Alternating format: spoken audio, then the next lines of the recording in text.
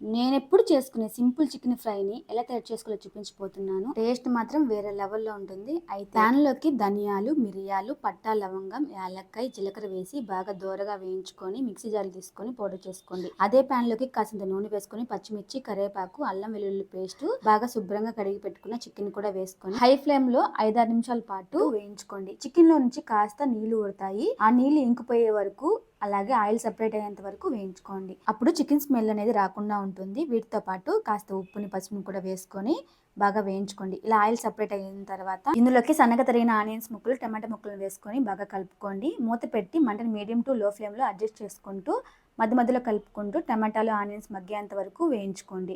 ఇలా టమాటాలు బాగా సాఫ్ట్‌గా మగ్గిపోయిన తర్వాత ఇప్పుడు ఇందులోకి 1.5 టేబుల్ స్పూన్ దాకా కారం, హాఫ్ టేబుల్ స్పూన్ దాకా ధనియాల పొడి, పౌడర్ చేసి పెట్టుకున్న మసాలా పౌడర్‌ని కూడా వేసుకొని బాగా కలపండి. ఇప్పుడు ఇందులోకి 1/4 కప్పు వరకు వాటర్ వేసుకొని బాగా కలుపుకొని చికెన్‌ని ఉడికించుకోండి. ఆయిల్‌లో ఫ్రై చేసినప్పుడు ఆల్మోస్ట్ సగం ఉడికిపోయి ఉంటుంది. ఇప్పుడు పూర్తిగా ఉడికించుకొని చికెన్‌ని డ్రైగా కావాలనుకుంటే డ్రైగా వేయించుకోండి. లేకుంటే కర్రీగా కావాలంటే కాస్త వాటర్ వేసుకొని ఉడికించి తీసుకోండి. అంతేనండి, ఎంతో టేస్టీ అయిన చికెన్ ఫ్రై రెడీ అయిపోయింది. వీడియో నచ్చితే లైక్ చేయండి.